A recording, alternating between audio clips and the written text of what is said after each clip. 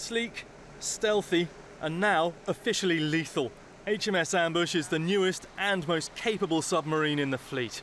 She's been undergoing sea trials since her launch last year and has now officially been handed over to the Royal Navy.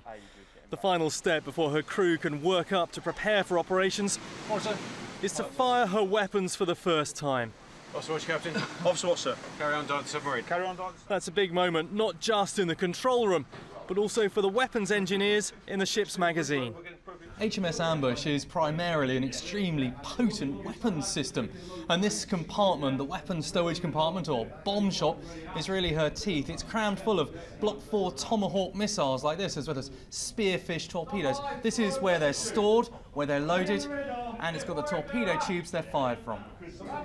The weapons may be high-tech, but they still have to be loaded laboriously by hand. It's all part of a lengthy process of sea trials, which has seen thorough testing of every single system on board. We're now coming to the end of our trials phase, so we've done a number of sonar trials, a number of deep water trials. Next few days we're finalising with our weapons trials, so we'll be firing some of our torpedoes and missiles to make sure our weapons system functions correctly, and this will mark at the end of this the end of our trials period before going to a short maintenance period. We can trial it as much as we want ashore. As soon as we get into the sea environment, you're in a different game altogether. Ambush is the second of the Astute-class submarines, boats which have had more than their fair share of problems. Launched 6 years ago, the first in class is yet to go operational, but Ambush has had a far less trying experience. The boats come on leaps and bounds. I only joined and took over command 2 months ago, and since that time I've spent the majority of that at sea with this unit completing these trials, and we haven't had any problems while doing that. So yeah, it's the future. We're now over. First of any new boat is going to have issues. We're over that now, and we're looking to the future. Part of the technological leap is the sensor suite. Gone is the periscope, replaced by state-of-the-art digital imaging. The clear advantage is that you can take a surface snapshot and then dive to analyse at your leisure, rather than risking the boat at periscope depth. But the eyes on a submarine are as nothing to the ears. The latest sonar system that we've got on board the Astute-class submarine, as well as the Trafalgar-class submarine, is cutting edge. It's really, really good. It's top of the range, and it's improving all the time. I listen to lots of things all day. We're talking fishing vessels, merchant vessels, warships, submarines, and using the equipment, our own ears, etc. as well. We can distinguish between which is which, and then give command and appreciation of exactly what's out there. Ambush is nuclear powered, with a reactor so advanced it will never need refuelling, but it needs constant supervision by expert engineers.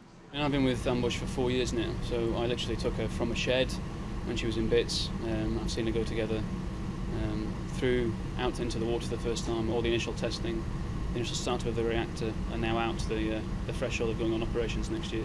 Some days it's very glamorous, and some days not so much. I can spend a watch for 4 hours sitting with a nuclear reactor at sort of high power, the boat going along at top speed, and then the next minute be there with the sewage system in bits, because we've got it blocked. So it has its highs and lows. Open 4-2 bow cap, roger. The first weapons to be fired in these sea trials are dummy torpedoes. Fire now! 3, 2, 1, fire it! They're launched unguided, simply to check the torpedo tubes work as well at sea as they do on the drawing board. That's really a confirmation of everything that we've been leading up to. We've now proven we can be a fighting platform. It's been a lot of hard work. There's been people that have been on the boat and dealt with the boat for about 5 years now. So it's a really good achievement that we've now achieved to discharge weapons, and it's one step closer to doing operations. But the next step is firing a cruise missile. Open 4-2 flat valve. Open 4-2 flat valve. There's a lot of tension in the control room in the moments before launch. Stand by, T-LAM engagement. And then a heart-stopping few seconds before the dummy missile reaches the surface. Missile breach. Range control, weapon fired, over. Once they're in service, they're going to be superb. I've been to sea for 34 years on submarines, and these are the best boats I've ever been on, without a doubt. There's no ifs or buts about it. They will be world beaten. There's no doubt about that. The engineers now have to pore over the data from the firings, but the early signs are that all's gone well. Ambush is by far the most advanced submarine in the fleet, and it's a measure of just how far the Astute-class design has matured that these initial firing tests have gone so well. Now, after a brief period of refit, she'll be declared operational. Will Inglis, Forces News, off the Isle of Skye.